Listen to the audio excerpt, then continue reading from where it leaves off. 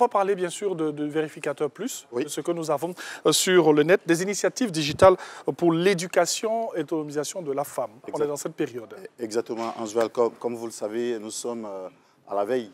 Nous sommes à la veille donc, de la journée internationale des femmes. Donc il est bon qu'on voit quelles sont les initiatives déployées, quels sont les efforts déployés à la fois par les gouvernements, Oui. les organisations privées, pour promouvoir l'autonomisation et l'éducation des femmes. Bien sûr. On va en citer trois types d'initiatives. Oui. Les premières sont les initiatives nées des partenariats État, organisations, on va dire, programmes internationaux. On a ce qu'on appelle DigiFemme. DigiFemme qui est un programme donc, de formation en compétences informatiques, également en entrepreneuriat, qui est piloté à la fois par le programme USSID, également avec le MCC, et l'NCA d'Abidjan, qui met à disposition deux programmes aux femmes, Oui. qui les forment donc en compétences digitales pour devenir ingénieurs, on va dire, informatiques, et puis également doter les femmes de compétences entrepreneuriales. À côté de ça, nous avons ce qu'on appelle les maisons digitales, qui ont été lancées par, on va dire, une fondation d'une maison de télécommunications, qui a construit à date 16 maisons digitales, qui sont équipées, on va dire, d'ordinateurs, de tout ce qui est équipement digital, qui aident les dames à se former, à avoir des connaissances en informatique. Et puis, il y a des ONG qu'on appelle le GATI, qui est le groupement des alphabétiseurs par le TIC, qui est un programme qui permet aux dames sur les marchés, notamment dans les marchés, grâce à une application, on va dire une application mobile sur tablette, de pouvoir lire, de pouvoir savoir lire, écrire, faire des calculs, en savoir un peu plus sur les santé. Alors, c'est vrai que vous avez cité beaucoup d'éléments, comme ça on va poursuivre avec les questions. Oui. On connaît des associations de femmes et tout, on en a un peu partout dans nos villes, dans nos communautés. On échange directement comme ça avec les femmes aujourd'hui. Vous pensez qu'elles s'intéressent véritablement à tout ce qui est digital? Absolument, c'est là qu'il faut saluer le travail de beaucoup d'ONG qui existent et puis le travail de sensibilisation des différents ministères des tutelles. Quand vous repartez, peut-être qu'il y a 5 ans de cela, l'UNESCO affichait qu'on a 47% d'analphabètes en Côte d'Ivoire. Et sur les 47%, vous avez 2 tiers qui sont des femmes. Ce gap, cet écart en train de se réduire grâce à justement ce travail sur terrain que plein d'ONG font, qui vont jusque dans les petits hameaux pour pouvoir apprendre à lire, jusqu'à utiliser le téléphone. Partez dans nos villages, nos mamans qui, il y a de cela 5 ans, ne savaient pas utiliser le téléphone, ne savaient utiliser que les téléphones feature. Oui. Aujourd'hui, savent utiliser le WhatsApp, savent envoyer des messages par WhatsApp. Oui. C'est à dire que justement, elles s'intéressent donc à tout ce qui est digitalisation. Elles ont compris l'importance. Effectivement, effectivement. Il y a une anecdote, quelqu'un qui m'expliquait qu'il y a une dame qui, à l'époque, elle était obligée de venir chaque fois à Abidjan pour venir faire ses commandes. Aujourd'hui, juste avec WhatsApp, elle fait un vocal à son fournisseur qui donc lui fait les trucs qu'il lui met dans le cadre juste après pour repartir. Donc, elles ont compris que c'est un formidable moyen donc, de professionnaliser leur activité. Oui. Donc, elles s'y intéressent évidemment. Bien sûr. Alors, en quoi ces initiatives digitales peuvent-elles contribuer à l'autonomisation véritablement de la femme? Ça sera certainement ma dernière question pour cette première partie. Et certainement, on vous retrouvera après cette heure. Allons-y. Exactement. Autonomisation veut dire capacité pour la femme justement de se prendre en charge. Oui. Donc, par l'éducation, déjà, on en a parlé. Vous avez des formations en ligne qui nous permettent justement aux femmes de pouvoir être dotées donc, de ces compétences-là. Ensuite, vous avez ce qu'on appelle le crowdfunding, le financement participatif. Vous avez des plateformes aujourd'hui en Côte d'Ivoire, au Calais, en langue baoulé, pour dire aidons-les, qui permettent de lever des fonds sur des plateformes grâce à un projet bien mûri et bien structuré. Vous partez sur ces plateformes au Calais via Top, qui permettent donc de pouvoir avoir une espèce de communauté.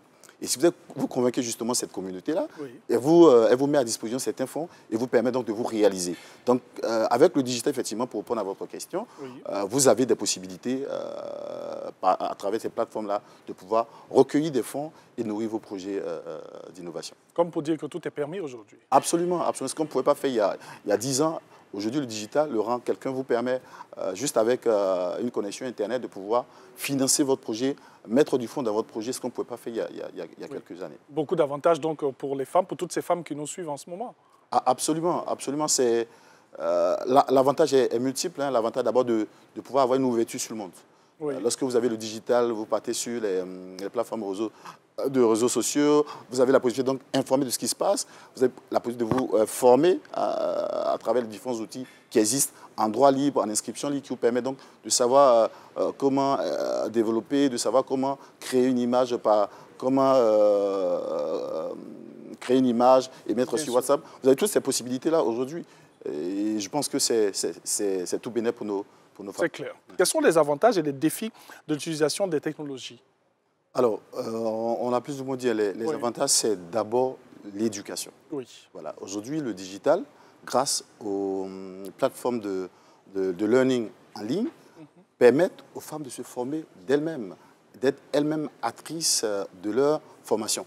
Elles vont sur des plateformes et voient les carences qu'elles ont dans leur éducation et s'inscrivent à des parcours qui, sur 3 mois, sur 2 mois, permettent d'avoir un certificat, avoir des compétences clés et pratiques.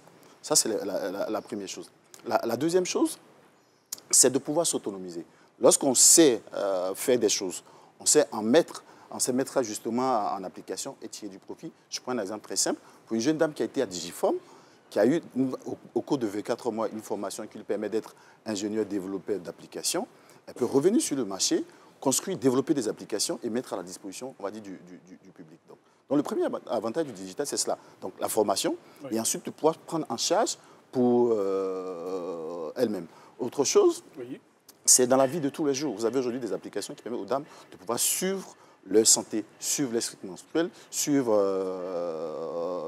même le menu de la maison, suivre plein de choses. On n'a pas forcément besoin d'être nutritionniste, autant pour moi, avec une application, en entrant certains paramètres liés à votre pondération, à votre santé, et puis vous sortez justement des régimes. Donc aujourd'hui, le digital permet énormément de choses, et surtout pour les femmes. Alors, c'est vrai que le digital permet beaucoup de choses pour les femmes. On a souvent peur lorsqu'on voit l'ordinateur, lorsqu'on voit tout ce qui est digital. Il y a des obstacles traditionnels qui existent. On va juste marquer pour dire qu'il n'y a pas vraiment cette véritable difficulté qui empêche de faire quoi que ce soit. Non, franchement, c'est la peur de l'inconnu, la peur du nouveau. Franchement, tout sera cette appréhension quant au digital. D'autant plus qu'aujourd'hui, avec on va dire, tout ce qui se passe sur le net, avec les menaces, la vie du privé qui peut être exposée, tout ça, ça peut ça peut légitimement donner des appréhensions à ces femmes-là qui veulent entrer dans ce domaine-là. Mais il faut saluer aussi les initiatives du gouvernement à travers la PLCC qui aide donc à lutter contre, on va dire, toute cette violence-là faite sur le digital, donc qui régule un peu le cyberespace. C'est tout bénéfique pour tous les utilisateurs du net. Donc, elles n'ont pas à avoir d'appréhension. Les premiers débuts, comme tout début, sont un peu tatillonnants, mais quelques mois de pratique d'un ordinateur suffit pour minimum faire taper du test, faire des calculs sur Excel. Donc voilà, c'est quelque chose qui, avec la pratique régulière sur quelques semaines, quelques mois, vous permet justement de faire le minimum pour une dame qui vend au marché. Avec juste un téléphone vous permet justement de pouvoir suivre vos finances, de pouvoir gérer votre budget, faire vos recettes et tout ça. Donc, c'est des choses qui sont possibles, qui n'étaient pas possibles il y a peut-être quelques années, mais grâce au digital aujourd'hui, à la fois avec le téléphone, même avec l'ordinateur, vous pouvez faire énormément de choses, surtout pour les femmes. On va terminer par cette question. Merci d'avoir évoqué la PLCC. On va parler un peu de ces mesures nécessaires pour garantir vraiment ces initiatives digitales-là. Alors, ces mesures que nous avons aujourd'hui. D'abord, c'est la responsabilité, premièrement, de l'utilisateur. C'est de dire, lorsque je vais sur un cyberespace, je ne suis pas forcément ami à toutes ces personnes qui sont là. Donc, c'est de protéger autant que faire se peut donc les informations qui me sont propres. De ne pas balancer tout ce qui me passe par la tête donc, sur le digital, à sa fois en termes d'image, en termes d'informations personnelles sur la carte bancaire, son numéro de téléphone, certaines choses. Il faut soi-même se protéger, déjà, avant de suivre.